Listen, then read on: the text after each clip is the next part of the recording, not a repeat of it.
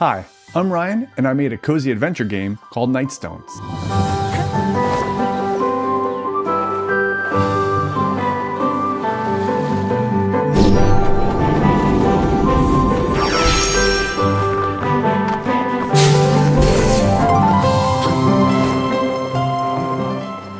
The open world areas of the game capture the cozy charm of a short hike. The underground caverns bring a touch of Zelda adventure.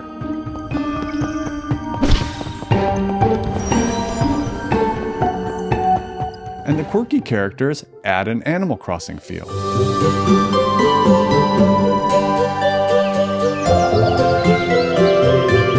I developed the game while juggling my day job and keeping up with my fiery, yet adorable toddlers. Finishing the game wasn't easy, but dang, it was a lot of fun. Let's talk about how it all went down.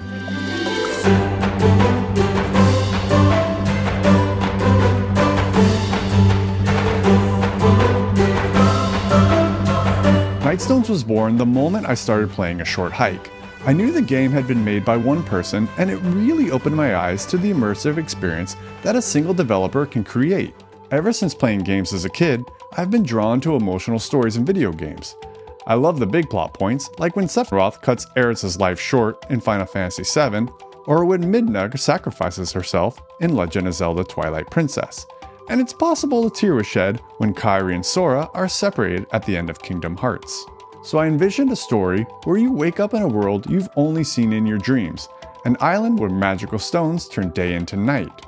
You arrive next to a portal that immediately explodes, and your main quest is to rebuild the portal and find your way back home.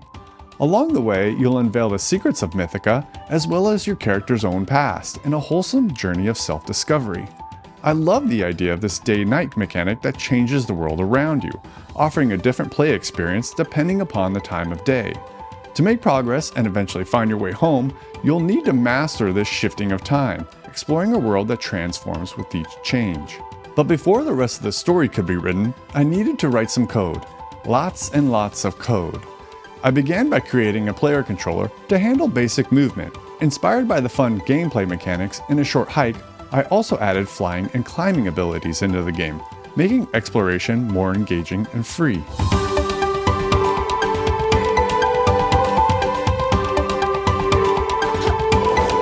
The player looks cool, but let's pretend for a moment that not every single person on the planet is a blonde boy. Can you offer the players some sort of customization for their character? Yeah, that's fair enough. My nieces actually keep asking if they can play the game as a girl. Let's hook them up. Build up some models, rig their skeletons so they can be animated, do crazy things that no one will notice, like implement blink textures to bring life to their eyes,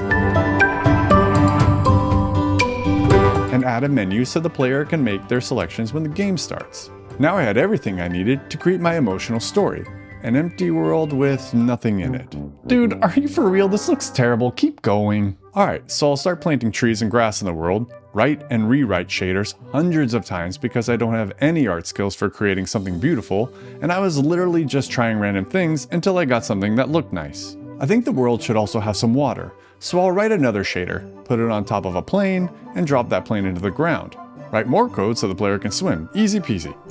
Can we have rivers? Fine.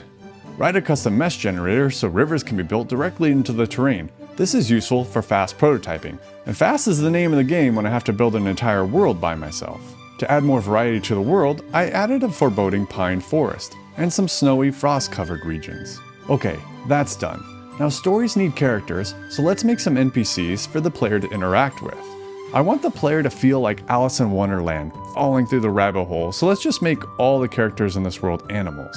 All the NPCs are animals? Well, all of them except one. Early in the game, you'll encounter a young girl with no memory of her past, not even her own name, yet her journey is closely tied to yours. The locals call you Traveler, and you'll soon learn of the travelers that came before you, especially a powerful traveler known as the Oracle. Long ago, the Oracle built the portal, but she vanished decades ago, leaving behind a journal rumored to hold the key to rebuilding it. To uncover the journal and unlock the way home, you'll need the help of the mysterious girl with no name. Yes, that's all very interesting. So where do these NPCs sleep? Okay, you're right, the world needs some towns. But before we get to that, let's take a brief pause for today's sponsor. And that sponsor is me. I've launched my game at the same time I'm airing this video. I've left a link in the description if you want to check out the store page. If the game looks cool and you decide to try it, I'd really appreciate a review on Steam. If I can get 10 reviews, it gives my visibility a massive boost because then Steam can give the game a review score. Thank you so much for your consideration. Okay, now back to making towns for Nightstones. Let's create a town called Talloncrest. Nestled in the icy mountain peaks and home to the most powerful animal race, the owls. The town will be empty during the day, but bustling at night since owls are nocturnal. And let's build one more town called Twilight Hollow for the other inhabitants of the world.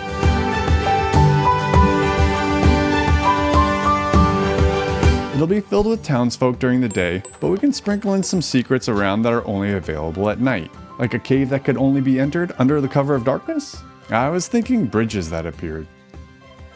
Good thinking, do that. And make a cave. Okay, I'll add a vast network of caves stretching deep beneath the surface world. Some caves will have a calm, quiet atmosphere, rich in the history of the world. And I'll add some ice caves that run below the most remote regions of the game, and I'll put some puzzles in them. Will there be any enemies in the caves?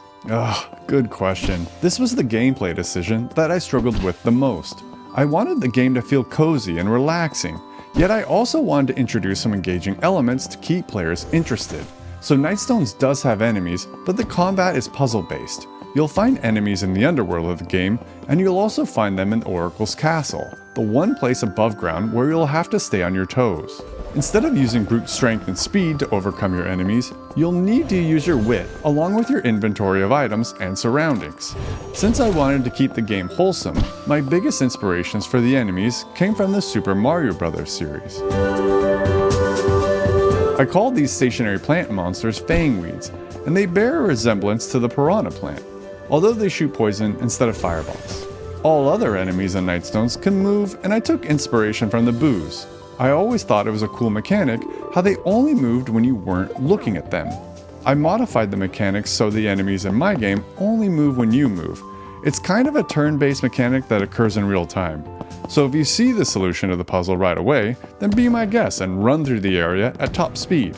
But if you want to take a moment and think through your next move, that's also totally fine. Now let's talk about the player's abilities that I had to develop. Nightstones is an open world game, but not all of the world is available to you when you start. But each item you find, every ability you gain, and every quest you complete opens the world a little more, bringing you closer and closer to your return home.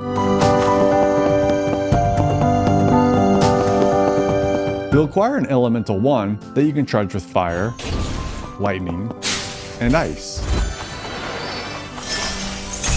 It can be used for things like blowing up walls and powering on Christmas trees. The sailboat is one of the game's most powerful methods of travel, as it allows you to pass through storms which have kept you from straying far from the shore until this point. And let's not forget the not so powerful stick, which will come in surprisingly handy. It's also useful for grabbing those pesky coins stuck in trees. There was one last unifying element that I needed to bring to the game, and that element is music. And that's a skill that I just do not have. So I'd like to introduce you to John, the composer of Nightstones. John and I met through Reddit, but it turns out we only lived about 10 minutes away from each other, and we quickly became friends. Tell him about this amazing soundtrack, dude. Thanks, Ryan. Getting to work on this game was a dream come true. I described Nightstones as Zelda meets Animal Crossing, so I wanted the soundtrack to reflect that vibe. Catchy, memorable tunes with a bit of an epic flair.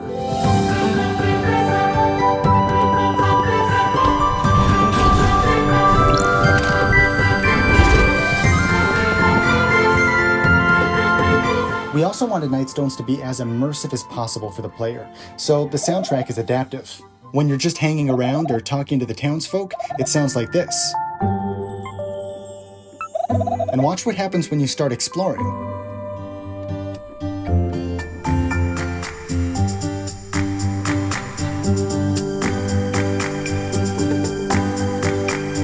Pretty cool, huh? Anyway, Ryan's kind of a jerk and he only gave me 30 seconds to talk, so like I said, John and I were practically neighbors. And then he got super selfish and just moved all the way across the country. Why did you do that again, John? Because I had a baby and I wanted to move closer to my family? Oh, that's a pretty good reason actually. It was a lot of late nights, and it was a lot of weekends while we worked our day jobs and raised our families. I'm immensely proud of this game, and it would be an amazing added bonus if players enjoyed it too. I hope that's the case. But even if you don't want to play the game, I hope I've at least earned a subscribe from you. Thanks for watching, and thank you so much for being a part of the Nightstones journey.